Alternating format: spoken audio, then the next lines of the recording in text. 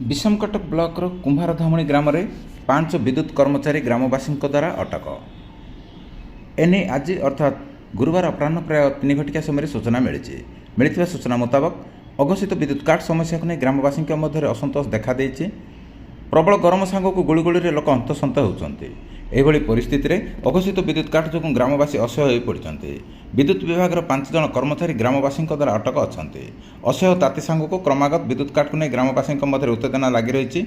एभली दृश्य देखा मिली रायगड़ा जिला विषमकटक ब्लॉक अंतर्गत कुंभारधामणी ग्राम में विद्युत विभाग निकट में विद्युत समस्या को नहीं ग्रामवासी तरफ बारंबार अभियोग सत्वे कौन समाधान न होबारु एभली परिस्थिति उपजी।